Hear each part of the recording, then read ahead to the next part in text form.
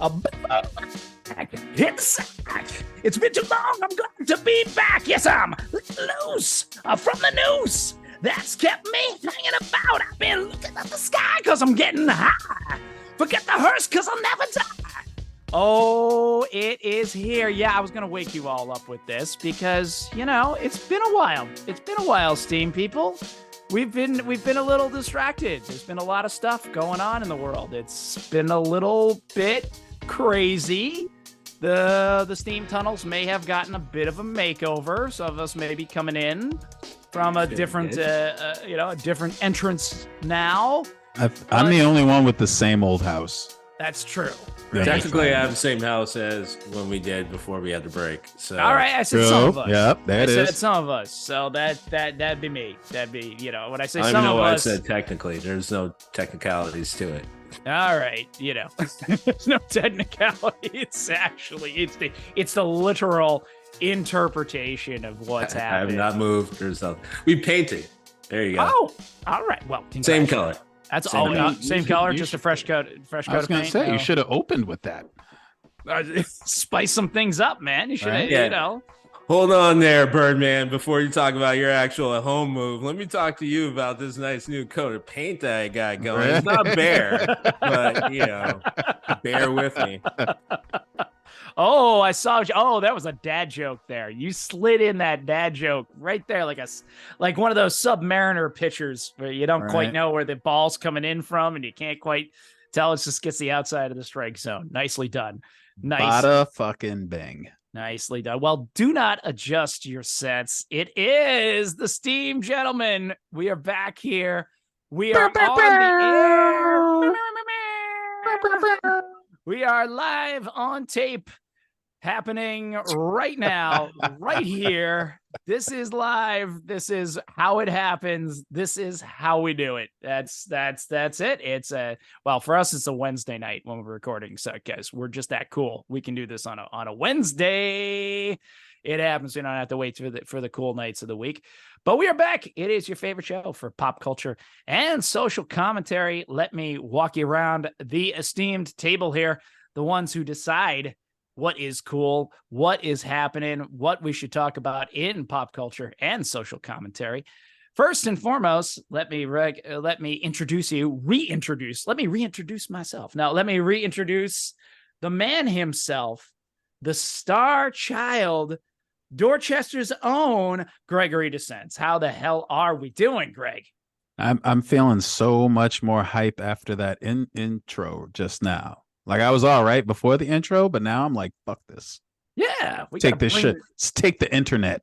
Let's take the entire internet. The entire internet. Looking at you, porn stars. Yeah, you've had it long enough.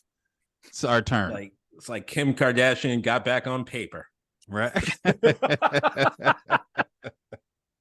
I listen, an intro like that, you know, the intros have got to be to pump you up. Anyone who's listened to the show for more than 5 minutes know we all grew up watching WWF, now WWE. You know, it's all about what's the presence that you put in there? Oh, yeah. Tell them, brother. Yeah, you got to come on into it and just establish yourself. You have to establish dominance. You have to make a statement. And speaking of that, speaking of establishing dominance, speaking of making a statement and letting people know who he is, it is our very own, the human curveball himself, the three of clubs, RaShaun Smith, coming to us from Lynn City of Sin. How you doing? What did do? How do you do? Thank you for that. I'm happy to be back with all of you. And I've always considered myself a little bit of a gyro ball, frankly. But you know, I will take the curve. You know, respect from Daisuke Matsuzaka up here as a big fan who got to particularly the 2004 season. I ended up going to about 10 games that season in the park. Damn. It was pre-kids. Let's be honest here. Like it was a different time of life. That time of life when I thought I was busy and I thought I could be tired. those types of things. It happens, right? There's different things. Yeah. But it Bold happens. statement coming from one of the 1,000 people that actually made it to Disney's Star Cruiser. There's that too. Yeah, bold there's statement that too. to make.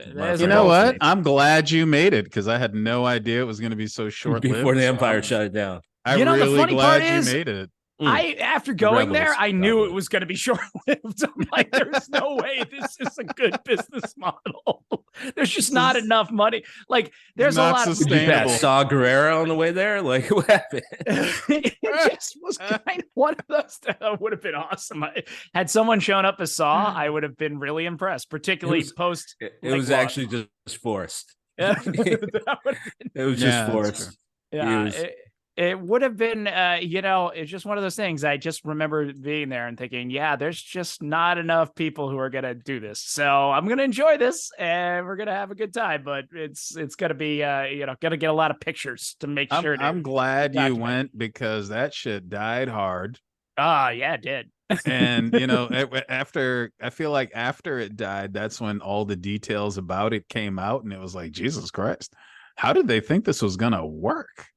What was the vision here? Like, you people are out of your fucking minds. Well, in a lot of ways, it was kind of like the Trade Federation using bots, to fight off an entire galaxy. That they knew that was gonna, after a while, just be a fucking problem. I mean, one good server going down, and you got a problem. Right? That's it. Well, in a lot of ways, they were trying to give you a very immersive experience. This is what it feels like when you're on the wrong side of the Force and you feel impending doom to the end of your world and civilization and situation immediately. It's a good point. It's apropos that you brought up, my favorite franchise as I stand here alone. You're supposed to be chosen one. Exactly. You got it. It is there. That's what brings us I do have the high ground together again today. That's it. You were the chosen one, Anakin. Routinely by the it's hilarious to me, but when my cats fight and one gets on the higher step, I always say, it's over, Anakin, I have the high ground. My kids always respond with, you underestimate my power. It's always one of those wonderful moments. But yeah, that's what we wanted to talk about today, because let's face it, there's a lot of chosen ones in pop culture and in society in general. You hear about it a lot. A lot of people are supposed to lead you to the promised land. I will say I was watching, talking before the show began here with Greg, and I was saying how we are going through the Harry Potter epic once again. And I had missed a line where where there's a girl who's crushing on him, and Hermione's like, whatever, she only's into you because you're the chosen one. And he aptly responds, I am the chosen one. It's like, yeah, hey, might as well get some fringe benefits. Yeah. But it got us thinking as we were talking, I can tell you that the gentlemen have been in contact through this entire hiatus. We have not abandoned each other. We've always been together. We've always kept the pledge to talk about pop culture and social commentary in our hearts that entire time. And we started wondering, because of Greg, always, I'm gonna point out and call out the good ideas, always where they come from, often how it happens. Greg's our idea man. Greg's the idea man himself, and he's raising his glass to that. What does happen, when the chosen one isn't exactly living up to expectations, when he shows up and kills all the younglings in the temple? That was not quite part of the original plan, but yet that's what he did. When you are a young black athlete adopted, and I'm putting that in big bunny quotes, by a white family from Tennessee. And turns out they have a big conservatorship and they didn't really adopt you and all that. What happens then? What is going on? I might say it was his myopic side. It was myopic side. Snap. RaShaun, That was a wonderful $10 word. I got to tell you, I love that. That was fantastic. Coming in and dropping myopic, and then he just walked off stage. That's exactly how that happened. Just walked up to the mic, myopic, and went away. That's perfecto. But that's what 600 total score in your English side of your SATs will get you, ladies and gentlemen. Yeah. There you go. Yeah. That means I barely passed high school, but whatever. Smart motherfucker, you. Yeah, you get go 50 right points ahead. for putting your name down right. So let's go ahead and understand. Go ahead and do that. Oh shit, that's where I lost those points. Son of a bitch. Yeah, Lord Joshua still is not going to be your name. My handwriting was so bad, I lost those points on the SATs. That's how bad it was. They were like, "Thank you for playing. Nice try. Thank you. Maybe you'll get a career in podcasting. Yeah, who knows?" Surprisingly, Birdman didn't fly. Yeah, that's in my later life. That's it. But yeah, we decided to try and go into that subject and try and figure out exactly what happens. Like, what are you left with when your hero is not your hero, when your savior is not your savior, when the chosen one may have been chosen for something else. So with that, let me turn it over to Greg. Let's light this candle. Let's officially relaunch the Steam Gentleman and see what he's got on his mind today. Greg, take it away. Well, that's when I came up with this. It was, this is something that's as old as storytelling. You've got Beowulf, you've got King Arthur, you have Thor, Jesus Christ to a certain extent. But at the same time, it's like, were they actually the chosen ones because they were going to see this thing through and bring the people to the promised land? Or were they the chosen one because they had dicks? They had dicks. Dicks, and that's why they were the chosen ones. Because they had dicks, and they were going to swing their dicks and swords all over the place until everybody was like, dude, this guy's awesome. That's what I wanted to honestly examine in stories, because most of the time, these guys are idiots. So the reason I first came up with it was because of the Shazam movie.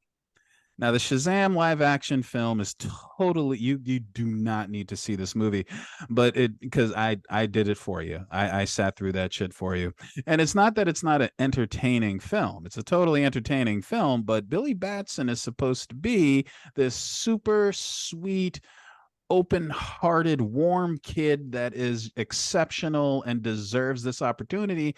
But in the movie, he's just like this average angsty fucking teenager. I'm not about to give this maniac the powers of a god. Like, why the fuck would I do that? With mommy issues, let's be clear. With mommy issue, yeah. Like in the whole movie, and don't get me wrong, the kid's totally been through some shit, and he rises above it all, and it turns out he's not an awful human being when he gets superpowers. But it seems to me like any one of his friends around him deserve the superpowers a hell of a lot more than Billy Batson does in this movie. And I'm like, that's a constant thing and theme in movies in general. So that brought me back to our buddy Harry Potter. Harry Potter sucks at his job of being the chosen one. You think about it. The only thing he did was not die as an infant when he got shot in the face by Voldemort, which, side note, I've said this before and I'll say it again. Fuck any villain that can be defeated by the power of love. Fuck you. Fuck you. You're basically your kryptonite is Vigo. Yeah, is Vigo, right. Exactly. Vigo. Like your kryptonite is good vibes. So you can go to hell. But apart from that, Harry goes on. He goes bumbling along while everyone else finds the answers, which brings me to the actual important character who should be the main character, Hermione. And I've made this argument 1,000 times. Hermione is the star. Hermione is the hero, not Harry Potter. If anything, at least give her the credit for carrying Harry, who is this British, himbo, through this entire movie. And it's Hermione who finds the answers, Hermione who comes up with the plan, Hermione who does the research and mixes the potions and such. She's the one who is the hero of this film. Harry, his dumb ass, and Ron would have just been sitting in that damn tree in that car forever. Were it not for Hermione, who, by the way, has mastered time travel. Let's not forget that. Also brings me to Anne Boleyn. I know that's a little bit weird, but hear me out, because there's kind of a movement right now to repackage Anne Boleyn, to kind of rethink Anne Boleyn as a woman trapped in a man's world, doing her best and trying to manipulate while understanding that she's being manipulated. And I completely understand that perspective, and it's not wrong. How do you, as a woman who is brought into this situation by arguably the most powerful man, one of the most powerful men in Europe, one of the most powerful men in the world, how do you navigate this impossible situation? By getting a bunch of people killed? No. The star of this story, the person that everyone should be spending their time kind of reevaluating, is Catherine Howard. Catherine Howard, who is this 16-year, and it's kind of weird to talk about them like they're characters, because they're not characters. Like, these are people who actually existed, but the story's been told so many times, it's almost as though they're just characters in these movies and TV shows. So Catherine Howard is I believe a 17-year-old girl. Wife number 3, correct? Wife number 3, exactly. Yeah. And no, wait. No, it was Catherine of Aragon and Boleyn. Seymour. Sorry, and Seymour. Seymour. Seymour. Yeah, you're right. Yeah. And then Anne of Cleves. Then Catherine Howard. Excuse me. No, I threw you off there. I said 3. I should have said 5. Yeah. Right, sir. What a sentence. Anyway. and said in all seriousness, right? All seriousness, yeah, because that's what actually happened.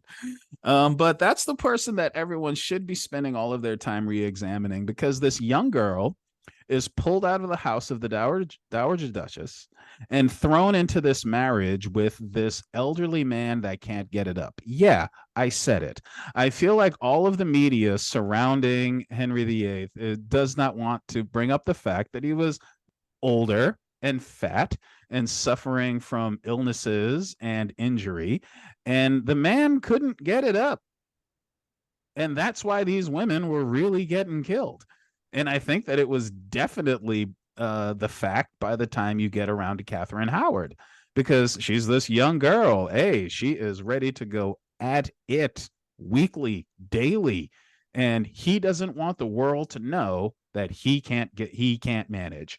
He can't manage. By this point in his life, he was 50 years old, 150 pounds overweight, and again, suffering from all sorts of conditions. This man essentially brought this girl in just to prove that he could still get it up and was still attractive to young girls. And then when it obviously blew up in his face, had her killed. So Anne Boleyn is not the one that everyone should be trying to reevaluate. I think Catherine Howard is the one that everyone should be trying to reevaluate. And then lastly, you know what, this is a long list. Again, it could go back to King Arthur if I wanted to, because, dude, the guy's banging your girl. How do you not know that? The dude is banging your girl.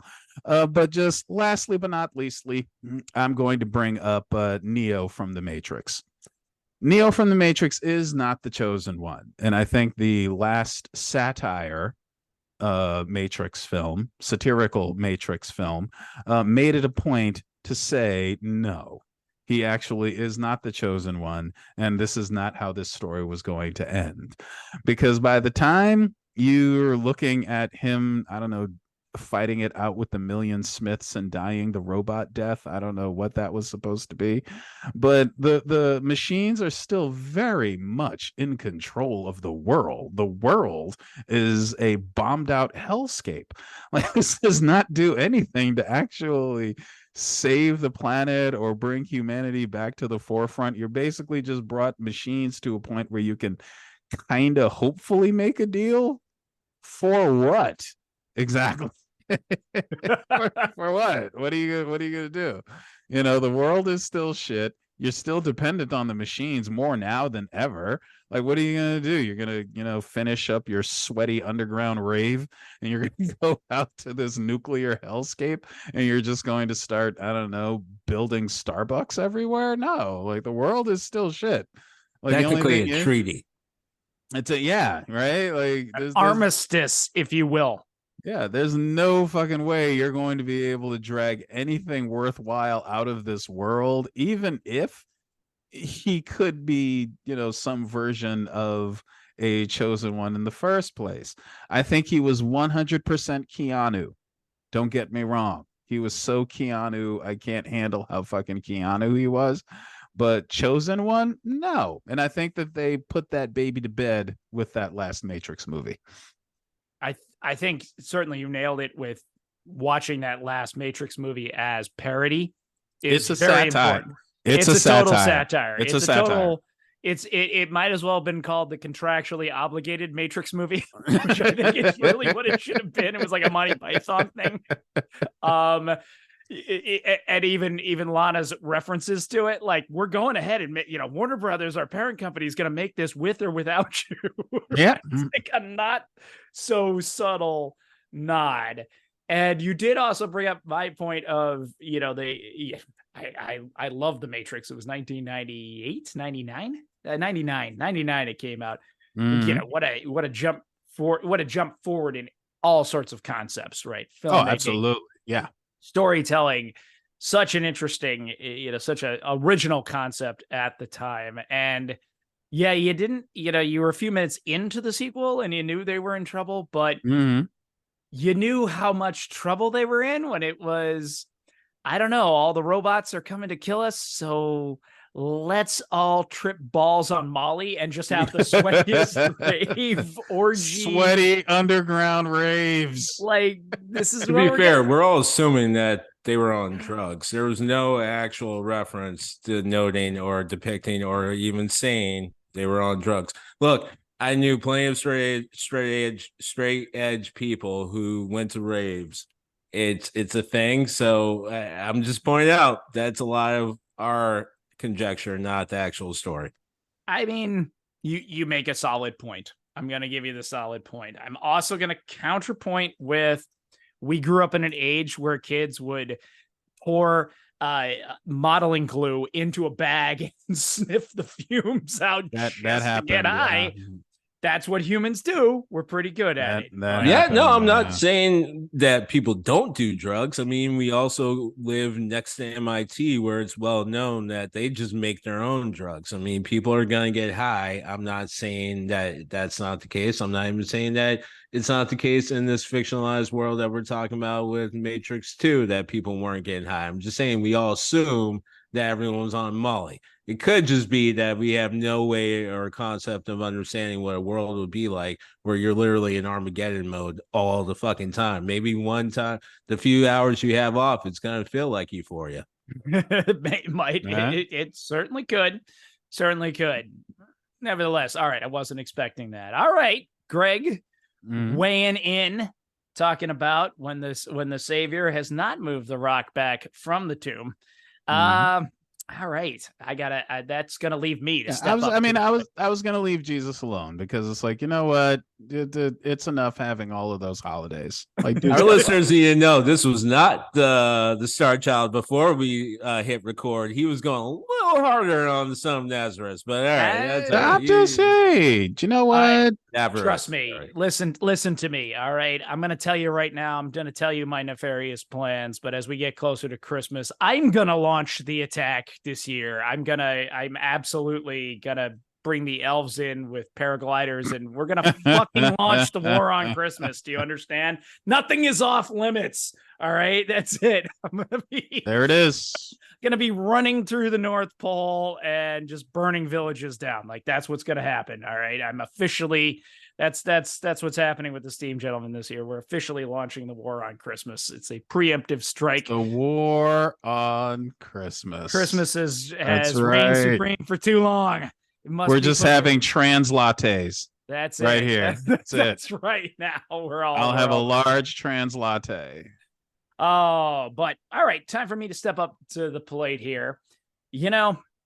There can be only one. When you have a Frenchman playing a Scotsman, and then you have the Scotsman playing a Egyptian playing a Japanese man. I don't even know what the hell Sean Connery was. Egyptian Spaniard. Egyptian Spaniard. Egyptian Spaniard. That's right. Very common. Spaniard. Yeah, no, I mean, I know like 12. It's like a breed of cat, really, right? It's the south side of the Nile. Thank you. That's right. It's right next to South Bedrock. Slightly east, slightly. Right. It's South Bedrock. But yeah, getting to those concepts of like when your chosen one is not your chosen one. I do have to give the honorary shout out to Highlander because this guy goes all the way through. I got to give you a real quick tutorial for any of our listeners who haven't listened to it, who haven't seen the movie, which if you haven't, go right out and rent it right now. It has to happen. Somehow you were born into a substrata. I'm trying to think a separate species of humans who are completely immortal unless they are decapitated, which is very specific. You do got to give the writers that. They were real clear. Get shot, no problem. Get stabbed, nope. Get poisoned, you'll get back up. Get in a car crash, you're good to go. Get COVID, not a problem. Those people cannot get their shots. It's okay. But if your head somehow comes detached from your shoulders, it's over, right? That's it. So our main character of Connor McLeod, played by Jason Lambert, goes on and somehow manages to survive the tournament from hell. I mean, you think March Madness is hard? This is a hard tournament. This is literally centuries of guys finding each other and chopping each other's heads off because, well, that's what you do apparently when you're immortal and take the strength from said other immortal and their quickening and yada, yada, yada, and several spin-off TV shows and all kinds of other merchandise, including a DVD set.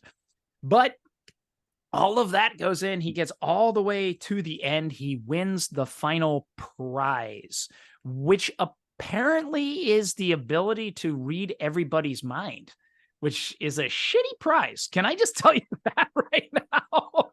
I don't like half the stuff that goes through my own brain at any given moment. There is no way I want to hear the shit rolling around in other people's heads. I'm with you prize. on this 100%, by the way. That's a shitty prize. That's like the 100%. I felt like that was directed towards my text. That's like the 1,000 tickets or whatever you had to get at the old skee ball thing, and you go up there and they hand you that prize that you've been looking for, and it falls the fuck apart as soon as they hand it to you because it's a piece. Hope that prize was a keychain. Yeah, right, exactly. Or a slap bracelet. Yeah, slap you ain't getting that Sega Genesis, kid. I don't care how much you save on. It's not happening. It's just there's no Sega Genesis. There's no sex in the champagne room. There's just certain rules of nature and law. It's not happening. I don't care what you do. Same kind of thing here, apparently, with winning the March Madness from hell, where you've got to cut everybody's head off, and you do cut. I mean, okay, that fight with Clancy Brown, that was well done. That was epic. That was really Ergen, the prize. Highlander. I mean, I love him as an actor. It's great. He's even done stuff for Star Wars. I will never see him as anybody else than the Kurgan. That's just how it goes. But I still have that idea that I'm going to meet him one day, and I'll drop into character, and he'll love me for it. He won't be totally sick of all the fanboys doing that. Yeah, shit. No one does that to him. You're right. No one does that. Yeah, no, I'm sure he's just like, yeah, no, this is great. Clancy Brown. No, you'll be fine. This is so fucking original. Thank you so much. Thanks for remembering my work on Lost. Thanks for thanks for remembering all the other things I did. But yeah, that's definitely my honorable mention, because then they came out, and I'm not going to spend too much time on it. Then they came out with Highlander 2. Okay, that happens. All right. And apparently what he did with the prize was solve the ozone layer, which had already been solved by that point.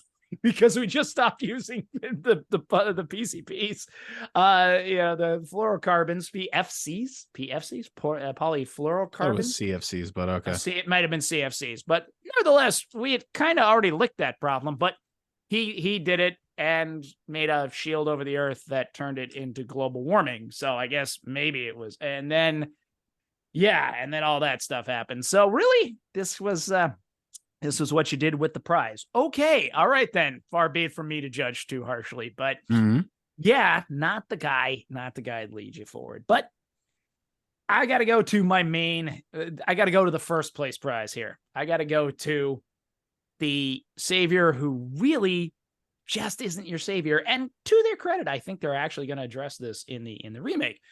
But we're going to another one of my favorite franchises, which is the Dune franchise, the IP, if you will. Going back to it. Yes. Bringing up Galactic Jihad. Oh, you bastard. Exactly. Took it off my list. Galactic Jihad. Because really, if you read now part of it is you need to read past the first book, which in and of itself is that takes some time. That's well over 1,000 pages. It's a heavy lift.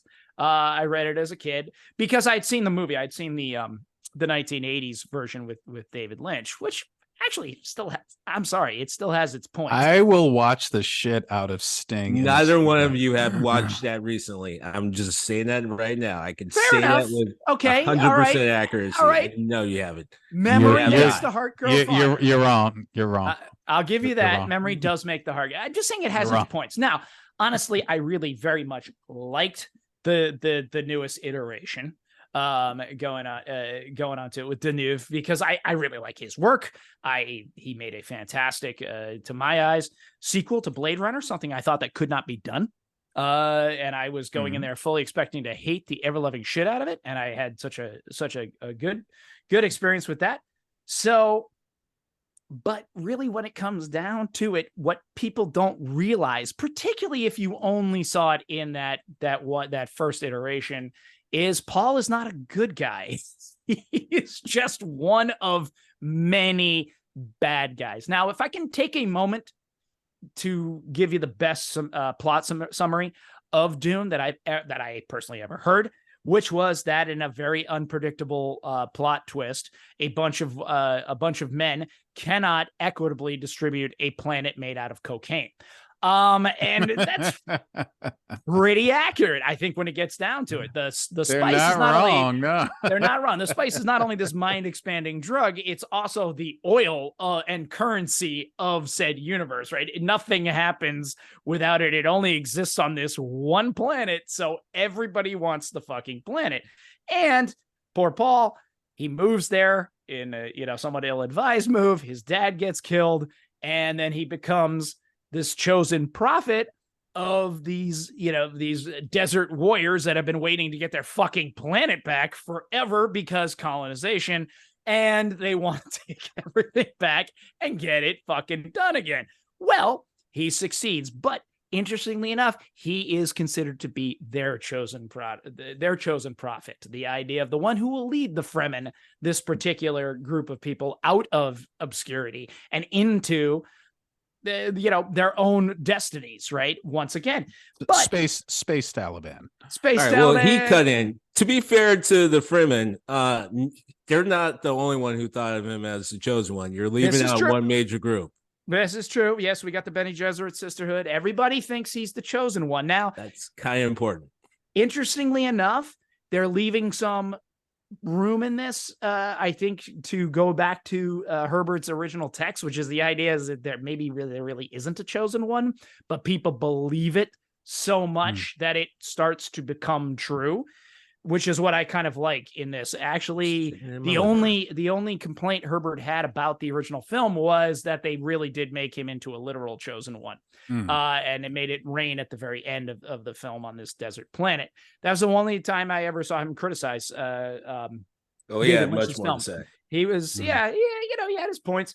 But nevertheless, if you follow this through and if you keep reading the books, which of course I did, because, well, I'm here and I'm here with you guys and we have a podcast, which is why, I read these books. And if you start to read it, well, what starts to happen? after he takes over the planet and then, of course, becomes emperor of the known universe, he launches a jihad. And he starts making everybody convert or die, because that's kind of what happens in a jihad. And then he has a moment of saying, oh, shit, are we the baddies? Is it right? Like, is this the right thing to do? Is this a good idea? And the woman I love, I can't be married to because she's my concubine, and yada, yada, yada. And politics. He has 2 kids. He loses his eyesight. And then he runs away from the whole damn thing, which is part of why you have to sort of really follow this through past just the first story. He runs away because he knows what a shit he is. He knows that it was never about him being the hero. He just was doing what he needed to do to survive and to come out on top. And really, in the end, there are no good guys. There are no bad guys. There is no chosen one. At least not here. That ain't happening. So yes, my nominee for When Your Chosen One Is Not Your Chosen One is definitely Paul Atreides from Dune. Though, good military tactician. And go see the new one. Check out the latest iteration, and then go see the new one when it comes out in theaters, because I want to support this franchise. All right, that's my 2 cents worth. That's the Birdman coming back to it. No, I agree with that. I think that's a good choice because, again, a lot of these people, when that's a good distinction to make, because it's like when you're making a movie, it's like, people love a prophecy, people love a chosen one. And so, the film version or the TV version, they're going to implant that. They're going to implant that because everybody loves a fucking chosen one. But I don't need my hero to be the chosen one. He doesn't always have to be the chosen one. Like, he can just save the girl and, save the day and have everybody love him, and then everybody goes on. Or he can actually not even be trying to save the day as much as in this, where he's more trying to save a way of life more than he's just trying to save the day. I think that's an important distinction. I think that's a good idea because, again, Frank Herbert, he wasn't thrilled about the changes that they made. But, it was a chance to have, Sting in a Speedo. So we're fucking in a Speedo. It was really a diaper. Yeah, we're fucking doing this. Yeah, we're doing this. Yeah, we're Gladiator loincloth. Gladiator loincloth. If I'm going to be fair. Yeah. That was Sting in his prime too, as well. So excuse me. He's still in his prime. He's still in his prime. Orgasm. Yeah. For what, 8 hours at a time? I think he's on like his 40th straight year. So one continuous orgasm. That's cancer. Why he hasn't been touring. Once you hit that high altitude, man, you just cut off the jets and you glide. Yeah, I gotta admit that does make a lot of sense why he hasn't been touring, because I've heard of multitasking, but that would be a lot of energy spent. Why would you stop? Yeah. Playing bass and just he probably found the spice. That definitely could be the place. Well, we'll ask it. We'll ask his wife and move on from there. All right. Yeah, if I'm allowed to have absolutely on what you're saying, one shout out to Invincible. Clancy Brown does some nice voice work on that show, at least first season. His character, I believe, got fucked in the end, but hopefully he makes a return. But shout out to Clancy Brown, has done quality work for everyone. So I'm always down for any time we bring him up. In that case, don't forget he was the voice of Lex Luthor in the Justice League animated show. Absolutely. His IMDb is, if you love sci-fi or anything around that genre, he's the man. You better know that name. I'm with you on that. And also, if you're gonna watch Highlander, I also advise people to go ahead and just tease it a little bit before you watch it by getting into that Queen soundtrack song. Fuck yeah, man. I still live to that. You're welcome before you even do it. And I'm telling you right now, it's going to be a hard climb at first. You're going to be like, what the fuck? But hey, it's Queen. You got to ride it out, right? Like, you got to ride the whole thing out. And then, the funny thing with Dune and Herbert, because frankly, Josh, you can hit the timer on that, because I'm actually going to pick up where Herbert was kind of making the point.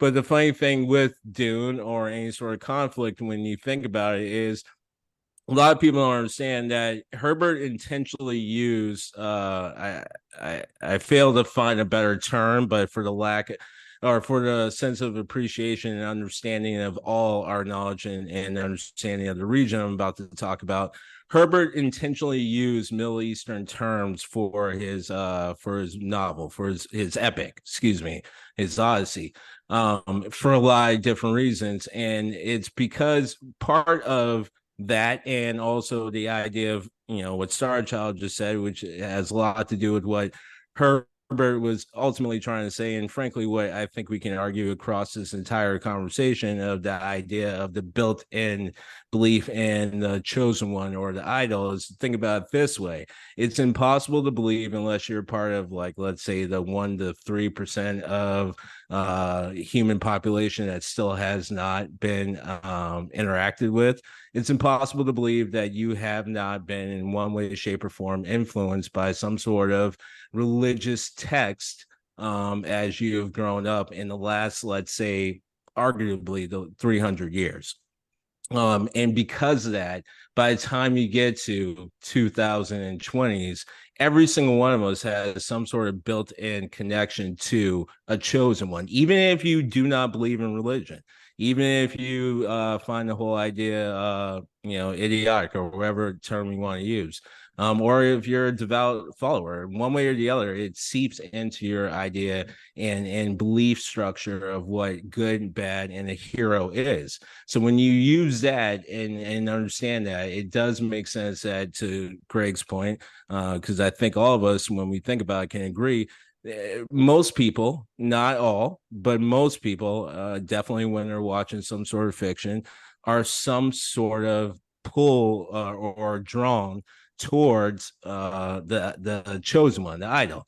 And as Herbert and other authors and content creators throughout, all of fiction history have pointed out, maybe not the leading stories, but definitely, there's, if 10 books are written in a week, one's going to definitely try to identify this, which is, in the idea of conflict, there's almost an impossible ability to actually have a true hero, because the hero from one side is absolutely the villain from the other. And I'm going to point that out in 3 Club ways pretty soon. But just moving forward, it's impossible not to have a chosen one and not have failure. Because when you think about it from the next sense of creating a story, what are you actually saying the conflict is? In fact, if you create the chosen one, if you're saying the chosen one is the person who's going to end all conflict, that create the story in which we are now interested in and here to watch or read or what have you, once the chosen one happens, you're ultimately saying, okay, the story's over.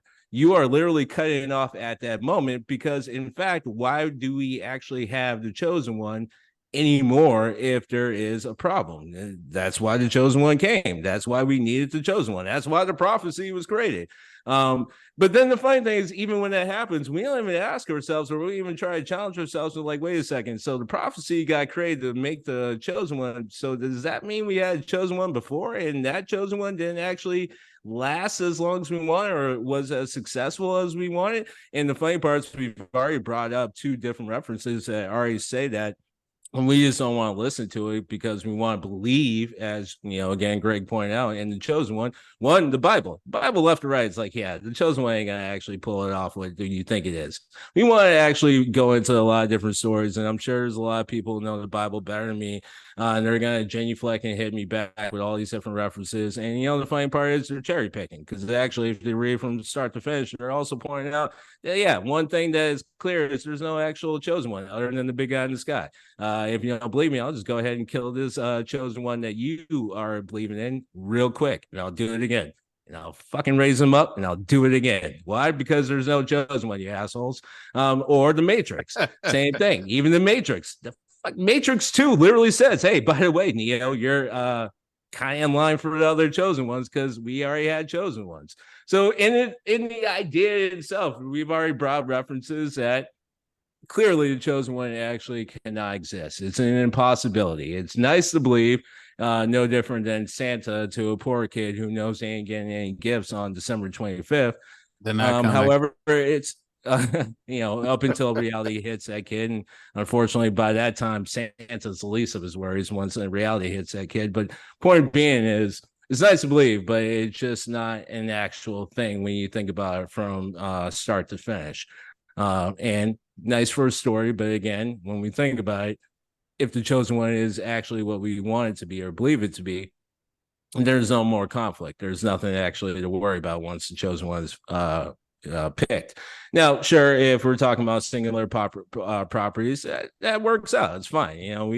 There's plenty of movies, books, stories, whatever that do that, and we all love them, and we have no problem moving forward. We accept it. Why? Because at least those content creators understood that, hey, by the way, we can't actually move forward with the story because we actually completed it, the first one, when we made the chosen one. All right. So anyway, 3 clubs, you're a fucking bummer. So fine. I'll move into the actual homework assignment. I'll just point out a couple of non-chosen ones that are supposed to be the chosen ones. Right off the top of my head, and maybe it's because we're now in Christmas season, despite the fact that we're not even in December, is Kevin McAllister. Because real fucking fast, he could have just called the cops. Like, honestly, that whole thing could have just been stopped real fast by calling the cops. And you may be thinking, well, RaShaun, cops don't do this and blah, blah, blah. Yeah, I know that. I'm a black man, but he's not. He's a fucking upper middle class little white kid. The cops, the SWAT team would have been middle class. Way upper middle class. You see the size of that house? Actually, no, fuck that. Wealthy little white kid, because we've already pointed out multiple times, the entire family basically went first class to Paris during Christmas. That family. During Christmas, like we don't have to go that much further. It's like breaking down the Griswolds. They got money. So like the whole idea is that we're supposed to believe that this kid is helpless when he could just again call the fucking cops, and the National Guard probably would have shown up for this kid based off of his address. But no, what does he do? He decides he wants to commit basically attempted murder and homicide. I mean, attempted homicide for like an hour straight. Literally, he's trying to unalive, as the kids say. He's trying to unalive these guys instead of just freaking calling the cops like any fucking person would. So, all right, Kevin McAllister right off the top, I'm going to say not the chosen one that we want to believe. Second one, I brought these guys up before, and I'm saying it again because when you watch it as an adult, I really don't believe you can look at it objectively and be like, I'm on these guys' side, even if I'm being entertained. The Ghostbusters. Even the guys within the Ghostbusters are pointing out, hey, if we fuck up just a little bit, it's like a nuclear blast happening in NYC. We're all like, oh, whatever. They're having a good time. They're getting Slimer. They're getting fucking the Gozer. They're getting all the whatever. Like, it's cool. Like, we don't want to be, we don't want to be getting blown by a ghost. Like I mean, come on. Like the cut team or fucking, what's his name? Ray's getting blown by a ghost. Like, we're all having a good time, right? It's like fucking Scarface, but with ghosts. Like, it's fucking weird because again, even they are pointing out if we fuck up a little bit, that's a nuclear blast basically in this entire area. You're not feeling all that cool about this group if you live there and that shit happened. You're not even feeling good about that if they fucking create a noxious gas cloud and you had to smell that shit for fucking a week. We shut this shit down in this country for like a month because we had red skies from Canada. You think we're going to fucking handle some bullshit from some assholes who call themselves scientists with a bunch of proton packs? No, it's not going to fucking happen. But actually, the people I really want to point out, because when we look at the whole idea of the chosen one, when we flip it around, because basically the chosen one, like I pointed out, is just relative to what side you have. Now I'm going to go ahead and just point out 2 idiots. I really should say 3, but I'm going to focus on 2 real fast. So Skeletor, Cobra Commander, and Megatron. All supposed to be chosen ones. All put in power to fucking lead their forces to glory and victory. And every single one of them are the most fucking inept idiots possible. Cobra Commander has like a bunch of backstories, so I'm going to leave him alone. Skeletor, we've already talked about He-Man, so you go ahead and either go back to those CSG episodes or look it up yourself. But yeah, he's fumbling the fucking bag left and right. But I'm going to focus on Megatron. Megatron actually, believe it or not, was one of the people. He was actually of the culture. See, the man was actually, the robot was actually part of a slave class robot. He rose up. The Decepticons actually started because of slaves no longer wanting to be slaves. God forbid, or whoever their robot god is. Anyway, so Instead, the whole idea of the Decepticons was actually to be against slave masters, and that's what they started to do. And that's all they really wanted to take over. Whatchamacallit? What's the home planet? Cybertron. Cybertron. Thank you, Greg. Because lo and behold, if you look at it from their angle, Cybertron is controlled by a bunch of robot slave masters. So they're like, fuck this place. Yeah, it does need to get pulled down by the roots. We're against them. And you know what? Fuck it. The Decepticons should be against Megatron too, because when the fuck is he gonna get his shit straight? And by the way, shout out to Starscream, because low-key, he was the best boss of the whole team.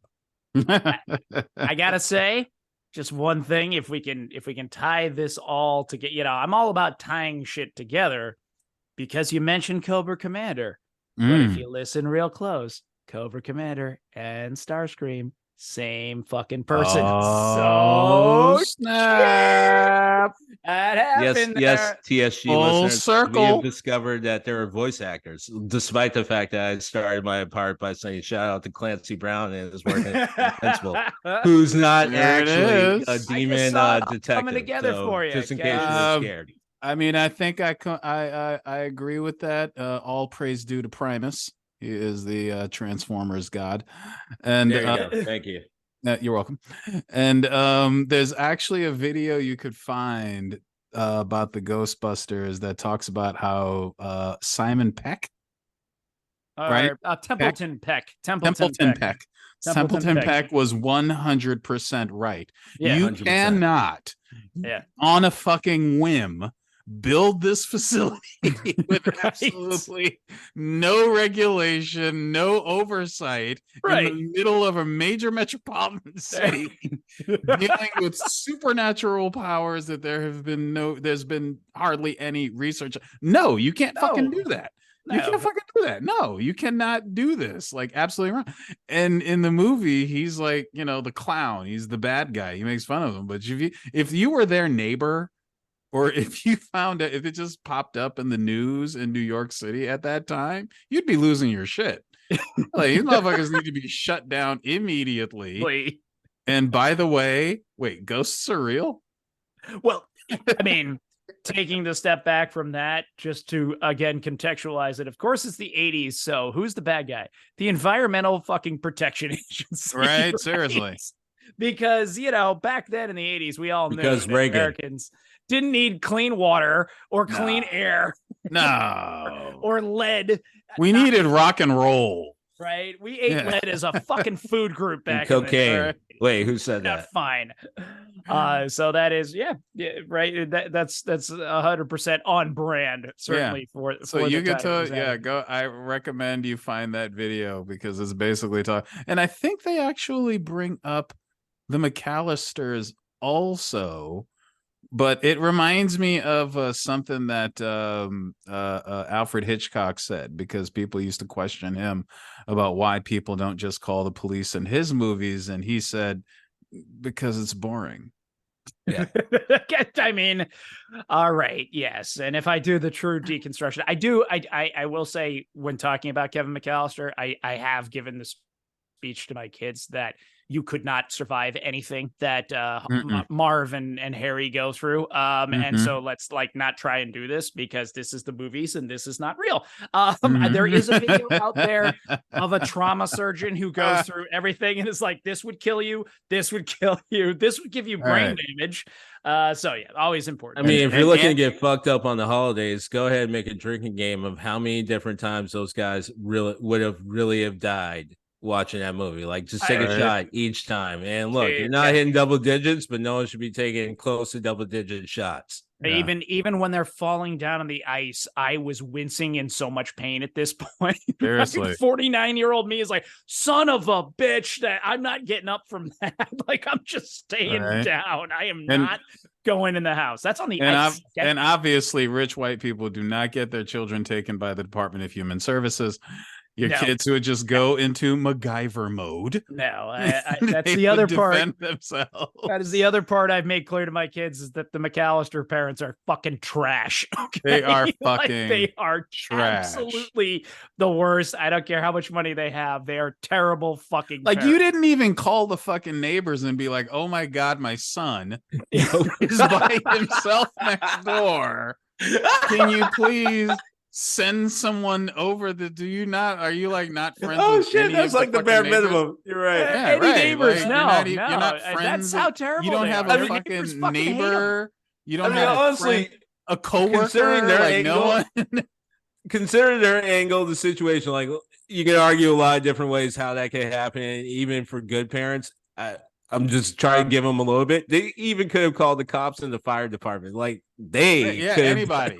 Anybody. You're dead on. Oh my God. Yeah. Oh yeah. Goodness, even a friend from where's Patty from The Office? Like, where's Patty? You can't call Patty and be like, could you go pick up Kevin? He's in the house by himself. Like, no, you were just like, or stay there.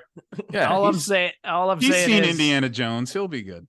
All I'm saying is I've lived in my current neighborhood now for 5 months, and I could call any neighbor around here already if I somehow, I don't know, forgot my fucking kid. But all right, on the way to Paris. You do an entire child. You do you apparently, and keep it going. Well, all right. What a fantastic reunion. Speaking of no child left behind, of no one being left out of the show, we are back. We are down here. We are in the steam tunnels. We are back on track, and we are here, and we're just having a fantastic time of it. While I have you here and I have your attention, please head on over to iTunes, Spotify, any place you can rate and review us. If you're listening to us, if you're hearing the sound of our voices, please rate and review. Help us climb those charts. Help us quit our day jobs. Help us make that big old mattress packaged food and dick pill money. We're always after that. Like that's the dream. That's what's going on. But we're talking, we got ideas. You never know. The word Patreon has been thrown about. But we are so happy to be back here and talking about these things, because this is, firstly, I love these guys. I got to tell you something. They're my friends. I love being here. I love seeing them. It's like having a band. This is awkward. I was going to call you my family, but that's it. You're my family. You're absolutely fam. I'm going to go all Gen Z on you. Hey fam. This is really on fleek. Do you want to tell Josh that Gen Z doesn't say that anymore? I know. They so far. I'm just waiting for him to get his backward hat and his skateboard. Hey, hello, fellow young people. But we are so happy to be here, and we want to keep doing it. So please do that.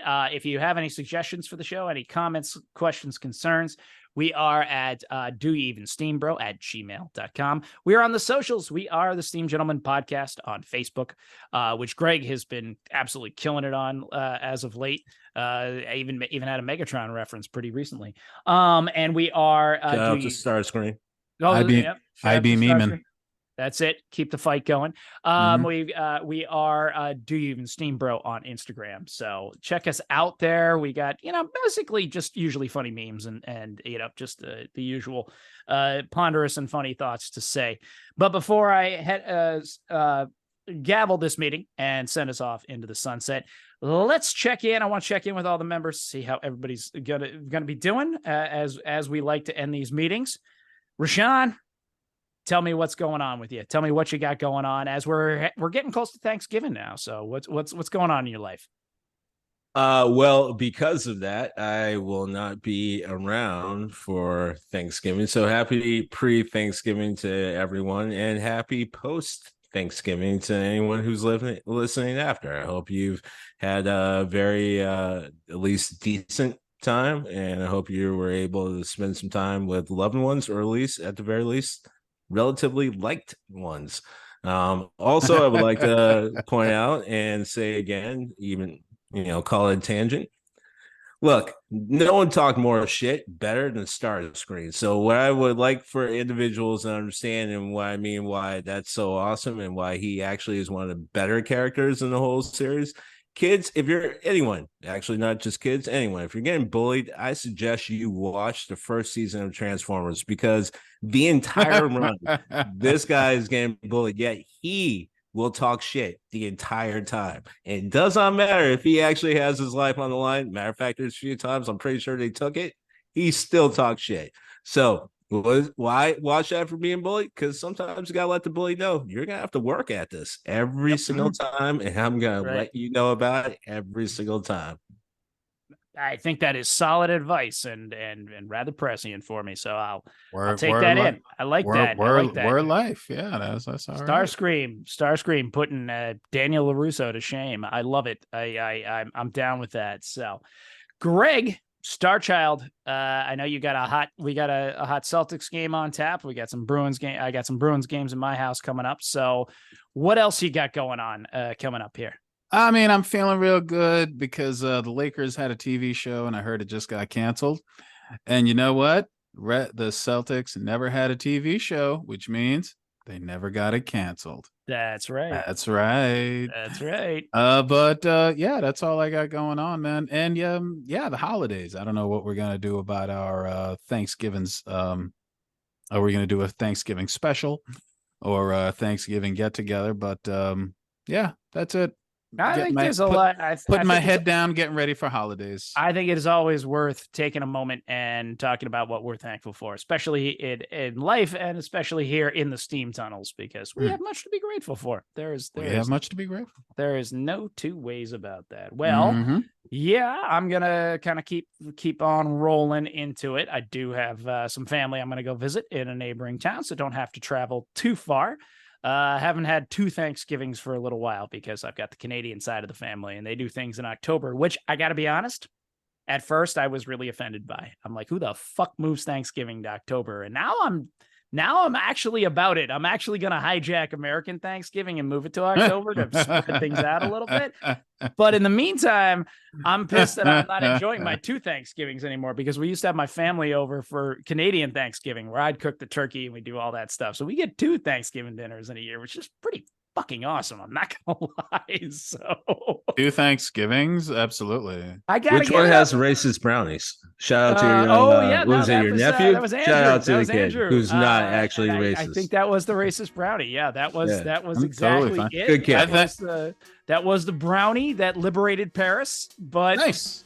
Still wasn't going to do anything for its people back home. I think that we should have I think we should have a Thanksgiving every month. Hands down, my favorite holiday. It is. It is pretty good, especially and the older you get, the more you like it. You're like, fuck it, I get to eat a bunch and drink a bunch and then fall asleep. Well, whose job we taking? Come on. Yeah. I like that everyone can celebrate it. It is quite unifying, except for Indigenous Americans. They're probably there is that.